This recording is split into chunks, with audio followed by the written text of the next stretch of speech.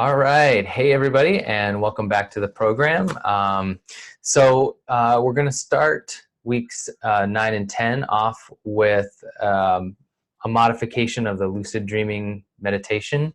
So I think it goes without saying, but if you guys haven't been practicing that meditation yet or watched those segments, go back and watch that stuff first so you kind of get your head in the game with this lucid dreaming meditation. But basically, we're going to be doing a modification of it where we are going to take a lucid event that we have had or an imagined one, right, from one of our most vivid dreams, let's say, and building out more of our sensory involvement in it. So do you think that's a pretty good summary of like kind of where we're at and what we're going to be doing today? Yeah, I think so. I mean, it's just, it is, as much as any of this stuff is common, I think that that's a common practice that's underutilized, and it's a common practice within a number of traditions, right? So it's because the first, if you think about it, it's kind of, it is a bit, there's a logical progression, right? The first thing is like, we're engaged in this world all the time and we kind of navigate it from our senses. And so visual being, the most prominent, of course, and then, then everybody's got their rankings for the others, right? So usually auditory, and then the tactile sensation, then probably sense of smell, sense of taste, depending on, and they're closely linked, right? So, but, so the idea is that we're shifting our attention in the beginning because we're trying to get into a lucid dreaming state. So first, we're trying to become aware of that, right? So we're sort of pulling our sensory array offline slowly, physically, from this world, right? We're isolating ourselves from this physical world and, bringing our attention to bear on the, at this point, invisible world, right? Or interior world. And so, basically the same amount of energy, because it's not like we're producing more energy by going, interior instead of exterior, right? We have the same amount of energy at this point. Everybody has a finite amount at this point. So, we're just sort of reallocating from one direction to the other, right? So we're pulling it away, and that, requires, for us, pulling away those, the energy that goes to the senses externally, right? So closing our eyes, we reduce the visual stimulus, right? And then maybe a sleep mask too, to kind of even block out any light, which is, maybe odd or sound funny in the beginning, but it does help. The same thing with, headphones or whatever with noise canceling, or, or no sound at all, or maybe just white noise if you're in a more, a noisier area, you live in the city or something like that, or earplugs, right? It doesn't have to be, doesn't have to be a $200 pair of headphones, right? It can be literally a 25-cent, the foam rubber. You could buy a bag of them at a contractor's house for, a couple bucks, and because they just dispose of them, right? And so you just, squish them down and then push them in your ears and let them expand, and it blocks off all sound. You'd have to deal with your heartbeat now and the flow of blood that you're going to hear interior, but that's pretty easy to dissipate once you sort of isolate it and say like, okay, that's what that is, and I can ignore that now. So, obviously, if I'm trying to reduce my senses, I don't want to make it too difficult on myself. So no incense or essential oils or anything like that at this point, right? And obviously, I hope, you're not, chewing a sandwich before you start it. So, you don't have to taste too much. And if you're hungry, of course, that's going to bring up your brain's ability to sort of pitch you a food line, right, to get you out of this, to get you to eat something. So you want to be in that as neutral a state as possible to start with. And so then I'm pulling energy away from those things. It's a little bit easier, right? And reallocating it to the interior. And so that's what we're talking about here. So, the transition is, how to relax the body down and really even take away that tactile sensation, right, of the outside of the body, relaxing so much that it just sort of goes offline. And, and that's a step-by-step process, and you get better and better at it, the more that you do it. I mean, this is just simple repetition and tweaking it slightly over time. And so, this is the same idea as, when we're saying going into profound relaxation, where my mind is awake and aware, but I haven't, my body is asleep basically. So the physical sensations and all of those senses are offline. And it's a very, when you hit it, it's a very strange sensation, right? Because there are very strange awareness for you that, and the perception is that it's just my mind sort of, loose and floating around in a shell. It could just be in the head area, but it's almost like the outline of the body without putting too much emphasis on it, because it'll bring the tactile stimulus back up, to your awareness, right? But the idea is that it just sort of floats within this container that's, just this fine outline of a container that's there, which is your body, right? So then it's like, okay, now what, right? So now I'm going to try to reallocate, the energy that I had from my senses outside, to turn them inward toward, my inner, the story that I'm going to tell myself, at least as far as this goes, right? We can utilize it later for the same process for, doing a wake-induced lucid dream and other things as well, right? So it's a skill that's really good to have on board.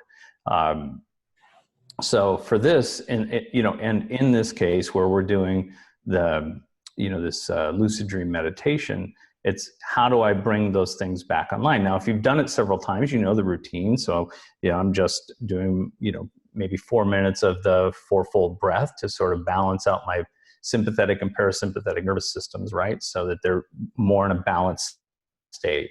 So I'm not just offline and falling into sleep, and I'm not so hyper and anxious that I'm, like waiting to be jumped, while I'm in my chair doing meditation, right? So it's like you're trying to balance those things out. So you're just sort of in this neutral plane. And that's what the fourfold breathing does over time, right? It sort of gets you to that place. And so then I'm going to do the relaxation from head to toe. And again, I'm utilizing my awareness, right? Because again, the Chinese axiom is, your mind, where your mind goes, the chi flows, right? Or where your mind goes, where you put your emphasis on, it's going to, energy is going to collect into that spot, right? And we can utilize that for many other things as well, for healing applications and all of that. It's a core axiom that you need to not just understand, but actually be able to utilize too. And we'll go through that a number of times, different ways, so that you can see the connections between those different applications. But it's really very simple, on its base level. So I'm going to do my relaxation. And as I do, I'm relaxing more and more and more, and even relaxing my senses offline, right? And just keeping my awareness there enough to keep me awake and active. And so, and then I'm going to go through my my dream, right? So I start off with a dream. Now, if you haven't had a lucid dream, you can just use a regular dream, right? So it's all about for me, it's all about the transition, right? Like, it's almost like, the way I think of it, the first part of that meditation where I'm remembering a dream that I've had, or a piece of a lucid dream that I've had, I'm sort of going into that first. And so there's that, and that's almost like, I always use the analogy like the Wizard of Oz. This is the black and white version of the beginning of the Wizard of Oz. And then there's a point that you've already identified where things transition, right? There's something that, wakes you up, and you realize that you're lucid. And that's sort of where, Dorothy opens the door to this technicolor, new world, right? And so it's very much like that. And so it's a nice analogy to, to kind of think about. And so the idea is that, how do I make that even more so? How do I get more emotional, oomph behind it without, sort of trying to contrive it? It's sort of my whole thing is like, it's very nice to say, inflame yourself with prayer, or any other, things that sort of invoke you to do that. But when it's very difficult to do that if you're not really feeling it, right? Like, it's sort of like some people would look at a piece of artwork, right? And they'd just be like transfixed because they can't believe, for whatever reason, they just think it's beautiful, but other people would just sort of walk by it, like it doesn't have that effect on them. So we're all kind of individual that way. And, but if you happen to have a strong connection or a sensitivity level that engages you with that painting, that sort of locks you into almost the frequency that the painter had when he was constructing that, then there's something that locks you into that window of the transcendent, right? That sort of, it's like you're looking at something that's alive. You're looking at something that's vibrant and vital and is suspended within the time structure of where you are. And so everything else is passing around you, but you're transfixed with this. And obviously, I mean, that's one of the reasons great art is great art, right? That, numbers of people have had those experiences, vast numbers of people in some cases, Da Vinci and all these people, and, sculpture and paintings. And I'm not leaving anything out. I'm just, for brevity, just saying, for me, it's usually in a painting form, and so, but how do I bring up that emotional, level to a point that it's really, when my emotions are high and it's visceral, I feel it in my body, right? That's a vibration that's coming through. And as that's coming through, that's going to, change my perceptual state. And so, and obviously whatever I'm engaged in at that moment, there's a feedback loop there that's getting some of that play, getting some of that. My energy is connecting to that on let's say a larger bandwidth, right? And so, and that sort of gives it more value within my subconscious too, because I'm making a connection there that wasn't natural, wasn't there before, that I, sort of highlighted. My attention wasn't on it that specifically. So how do we do that, right? Because that's the whole trick.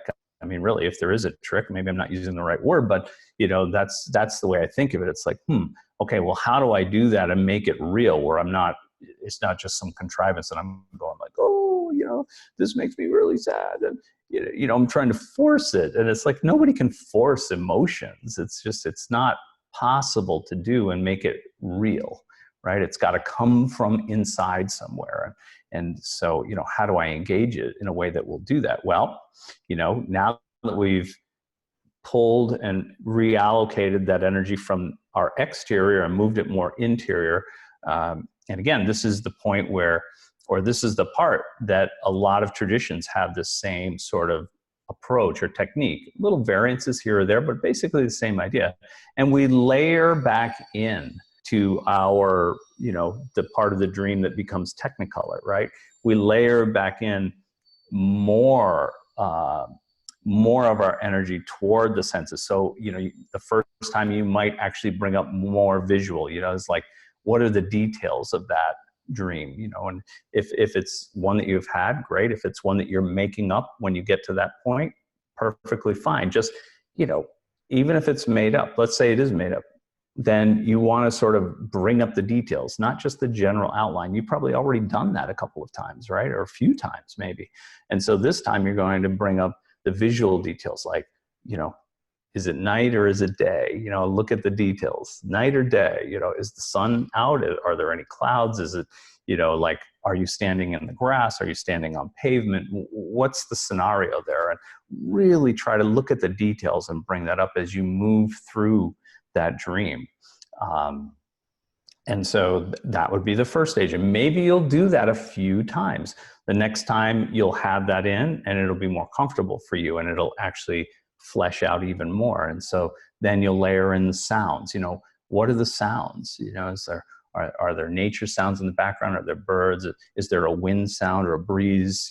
Is there grass pushing against each other?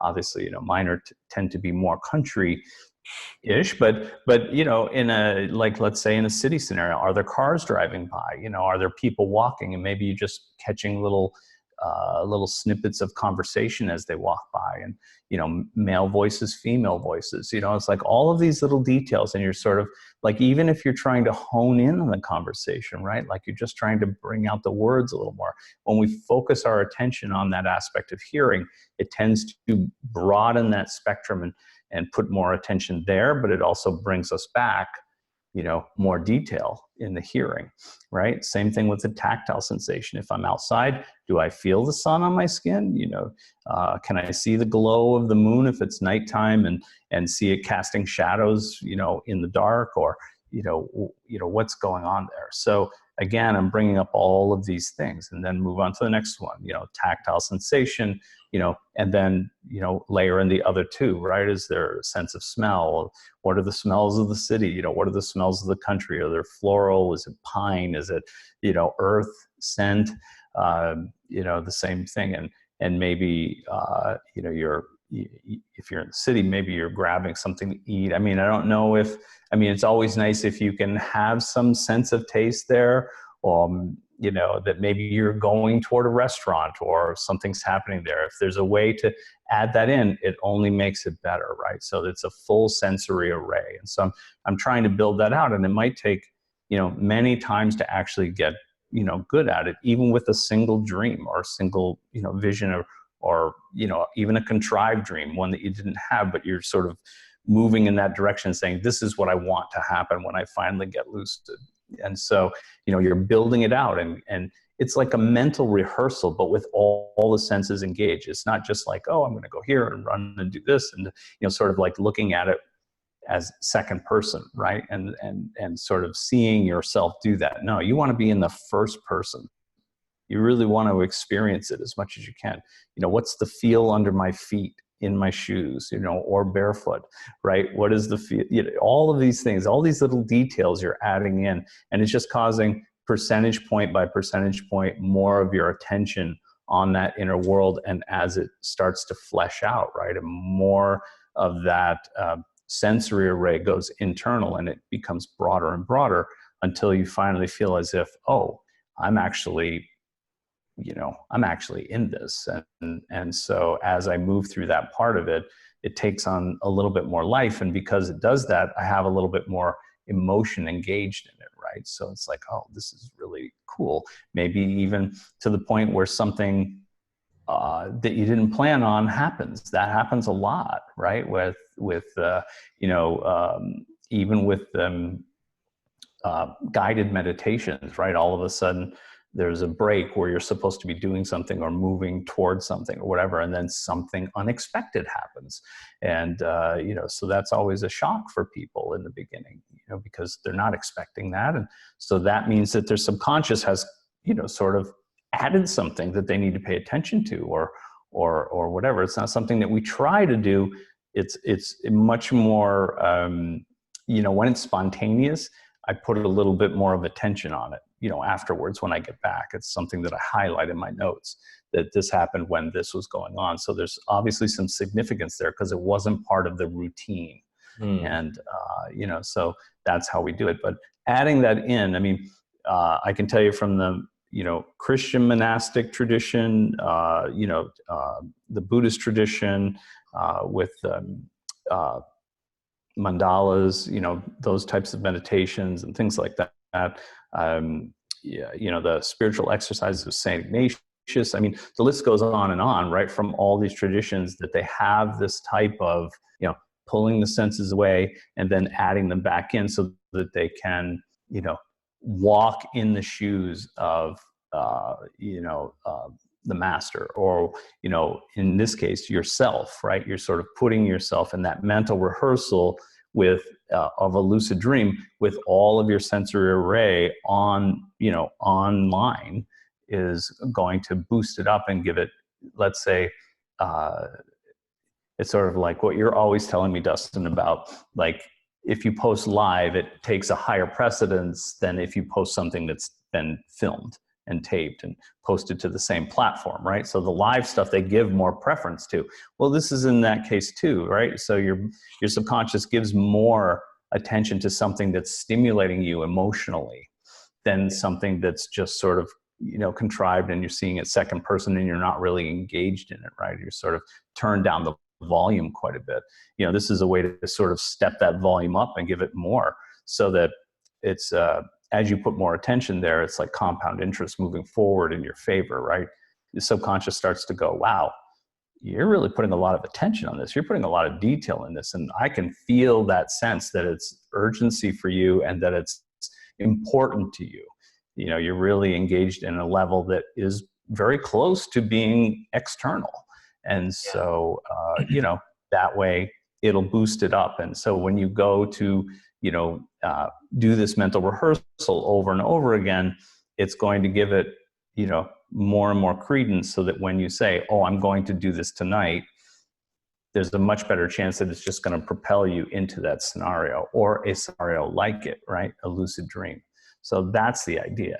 Yeah. And it can be worked on, in stages, really. It doesn't have to be all at once. Don't overwhelm yourself. It's like, as far as I'm concerned, I mean, if you wanted to do it all at once, give it a whirl. But I mean, as far as I'm concerned, doing it piece by piece and really just sort of focusing on that one sense and really laying that in, is a way to sort of build it from the foundations out.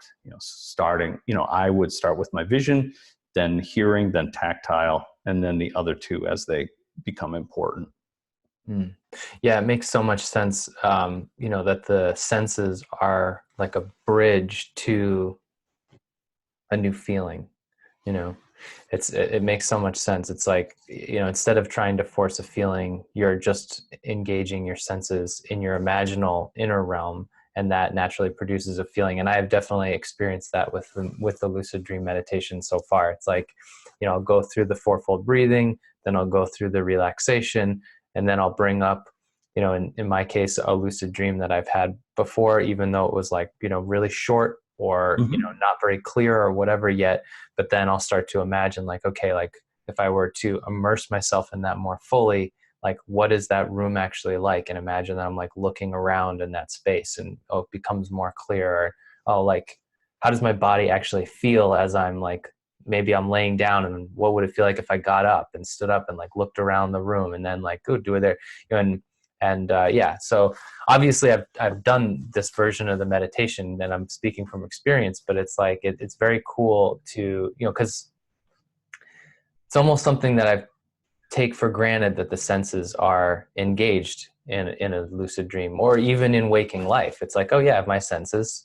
Yeah, I'm hearing stuff right now, or I'm seeing things, or I feel my body, but to really bring awareness to it and feel what you're feeling, or ask yourself, like, if I were to go into that dream more deeply, like what would the feelings be like, and what would the senses, what would my sensory experience really be like if I brought it up and made it more intense?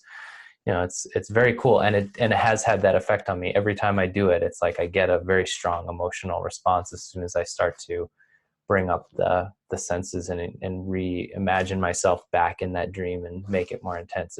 It's almost instantaneous. It's very cool. And the other part that's great about that is then, that sense of gratitude at the end, that last little segment is not contrived at all, right? You're sort of like, when you have that, especially if something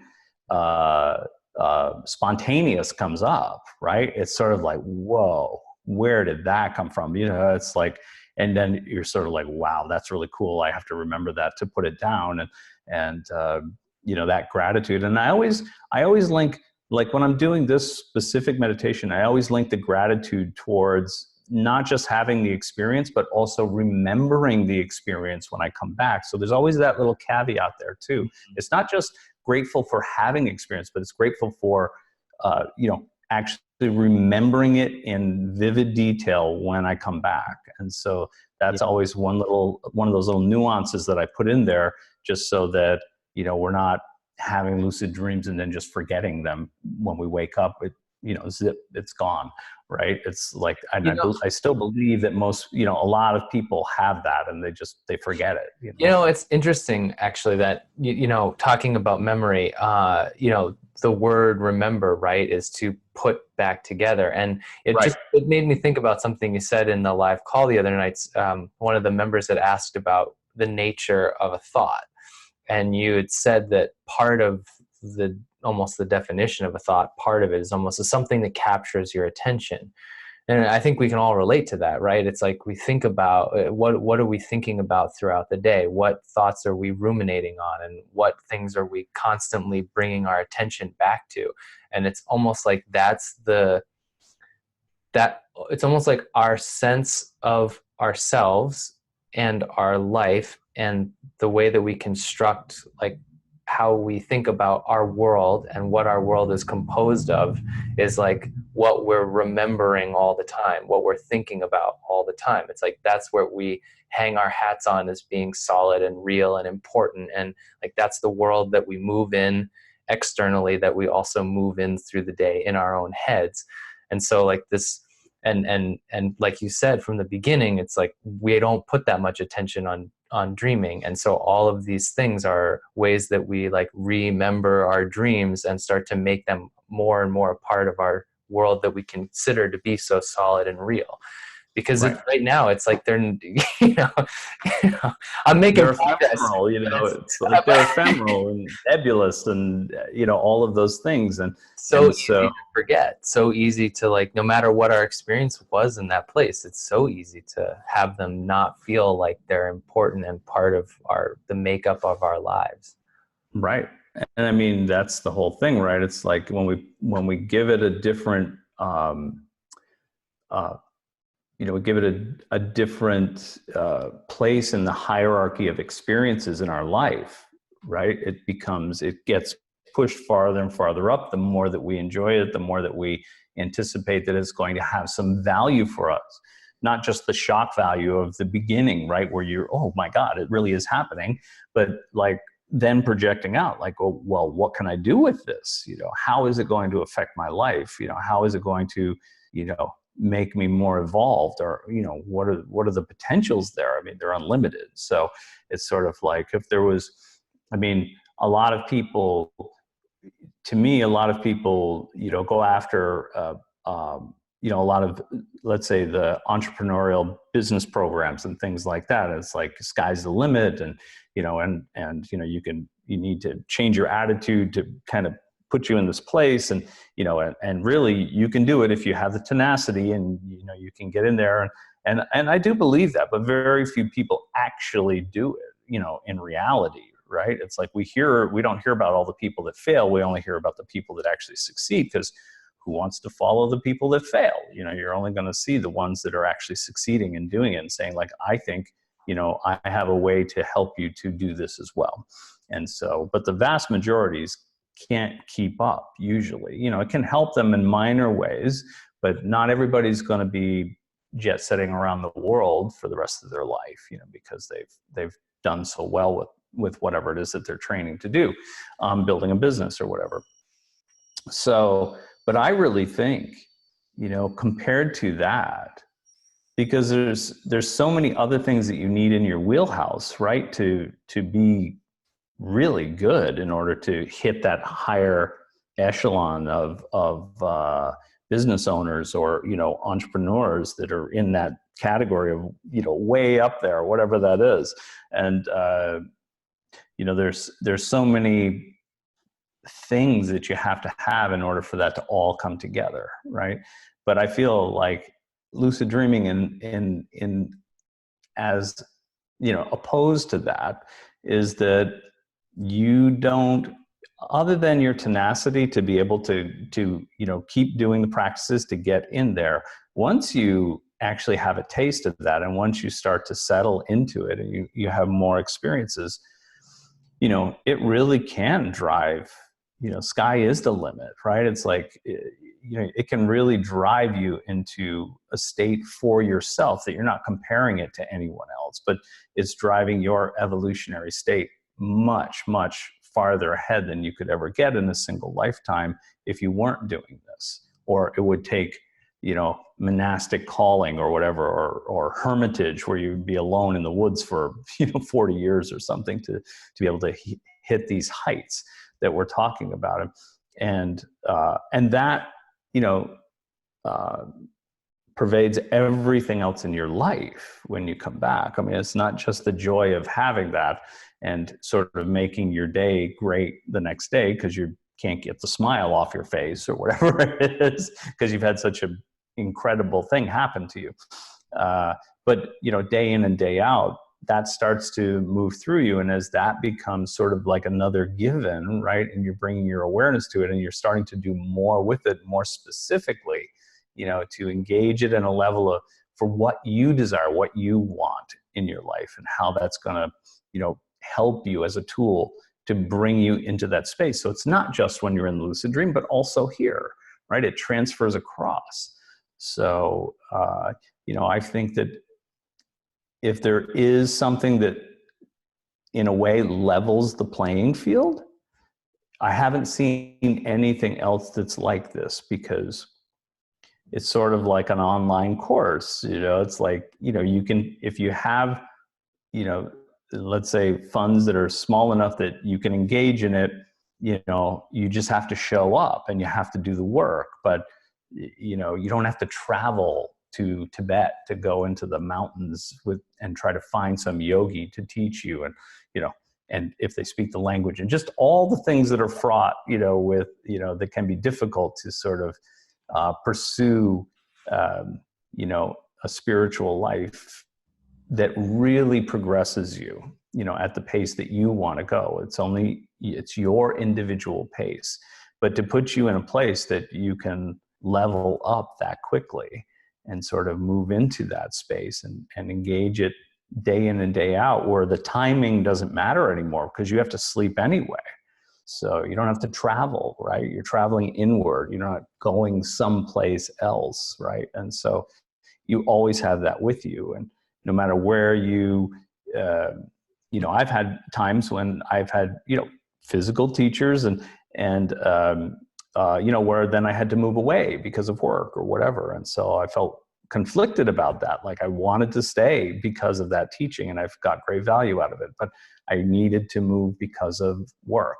And so, you know, this you bring with you no matter where you go, right? It's like you have to sleep no matter where you go. And if you have this skill set, you're going to engage it no matter what. And it's going to constantly be bringing you more value over time, right? As your skill set gets better and better, you're going to be able to do more, and you're going to reap, you know, a larger percentage of rewards from that as time goes on. And you'll see it show up in every area of your life. And I think that percentages of people that kind of get into that place, you know, there's a much higher percentage of people that hit that upper echelon, whatever that is. And we don't even know what that is yet, right? We have no idea. I don't think it's even closely been tapped to its extreme.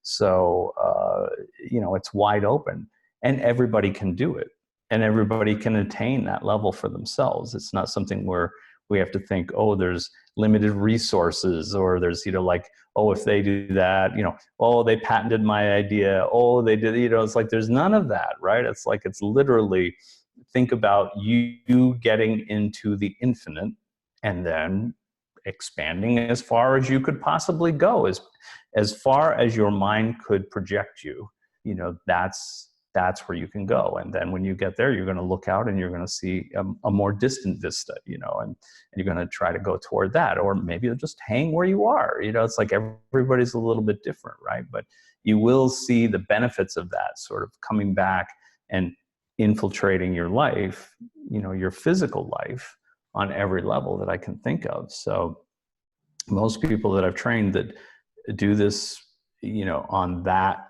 sort of, you know, level and territory, you know, it's affected every aspect of their life in a positive way.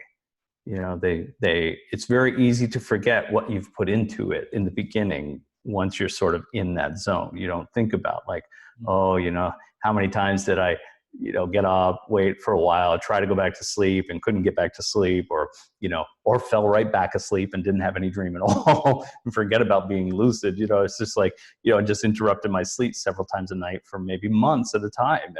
And, you know, all of that stuff goes by the wayside. We don't think about that anymore, right? It's just sort of, we're totally engaged in the experience itself and what we can learn from it, and, you know, how it can change us in a positive way.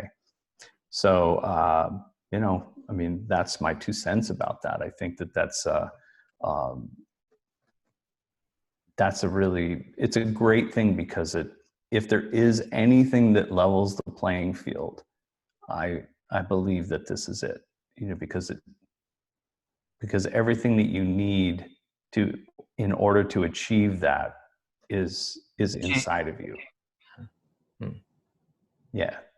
So that's, Achieve what? you know, that to become the best you that you could possibly be, you know, whatever that means to you, whatever that means to the individual, right? If you want to, you know, if you want to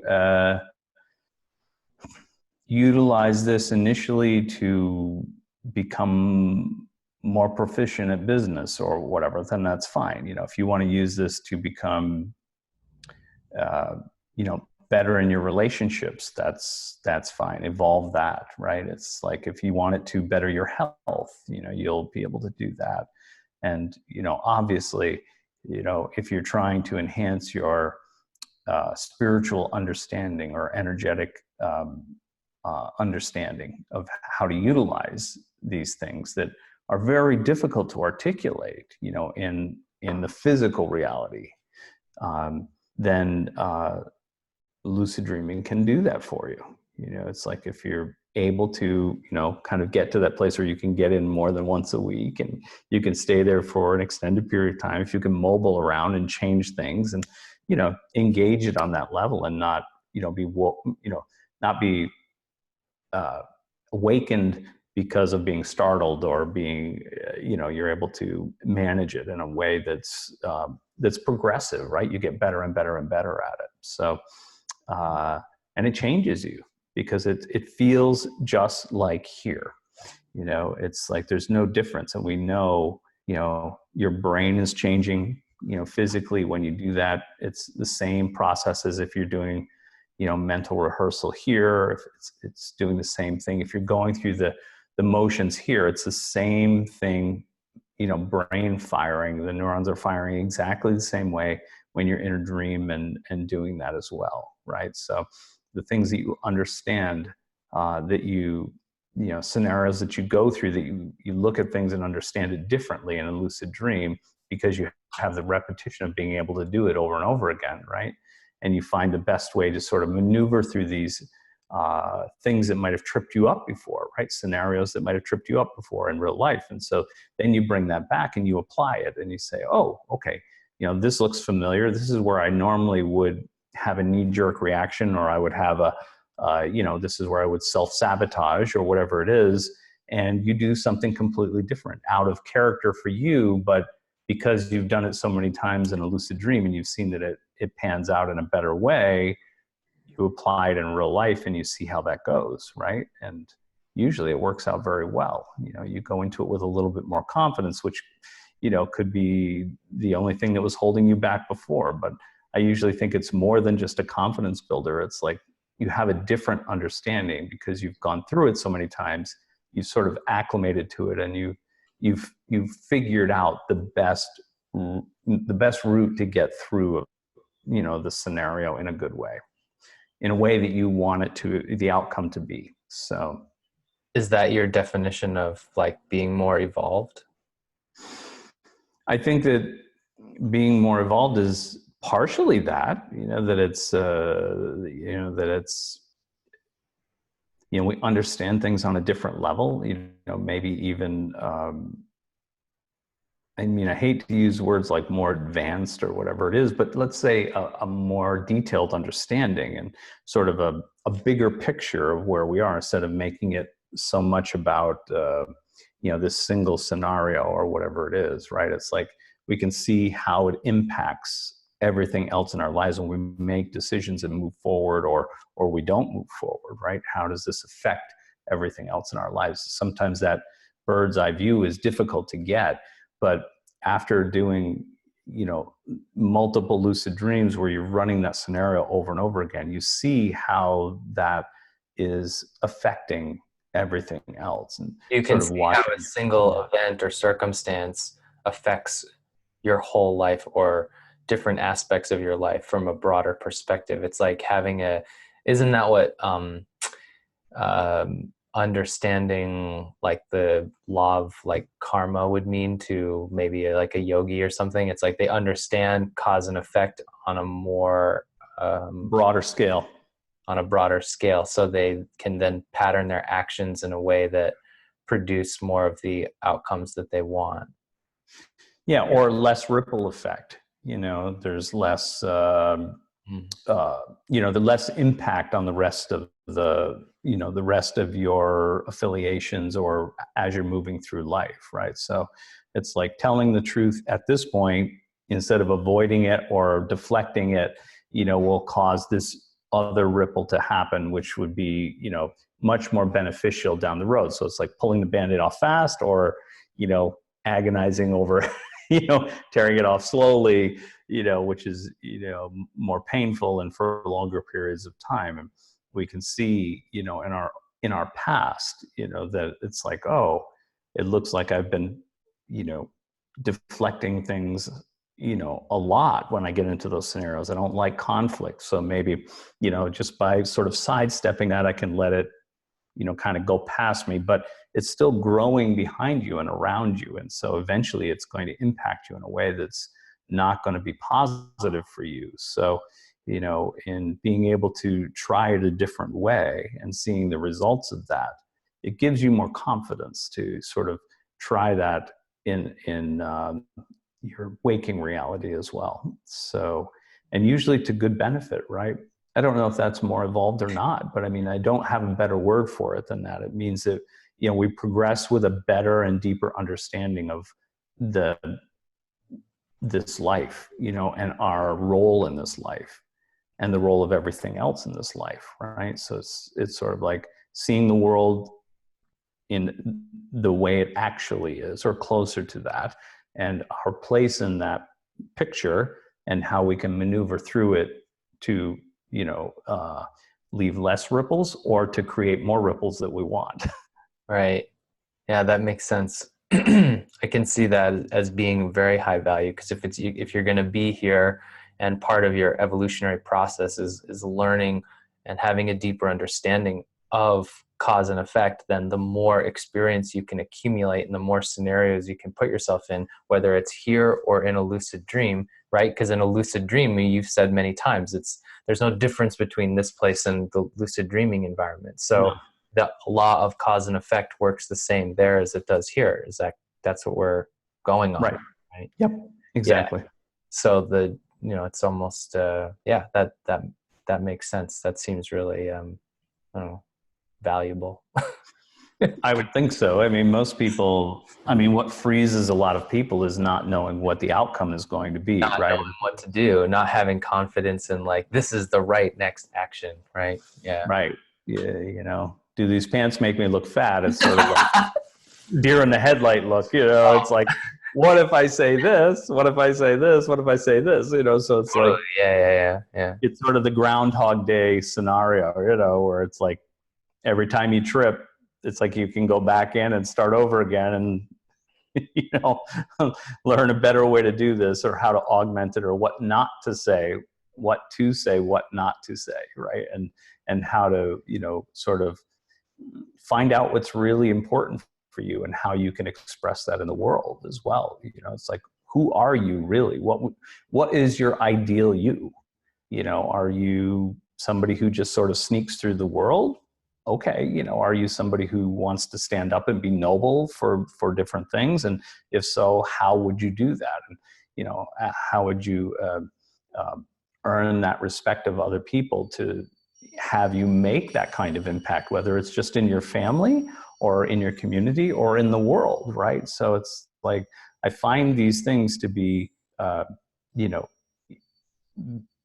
lucid dreaming to be a very valuable tool in trying to figure those things out. And it really is figuring them out, right? It's not like, oh, I go to a lucid dream and I instantly have an enlightened vision of what's the one thing that I can do to make everything just bow down to me, or just unfold for me. Riches and, relationships and whatever are perfect. No, it's still a part of that evolutionary practice.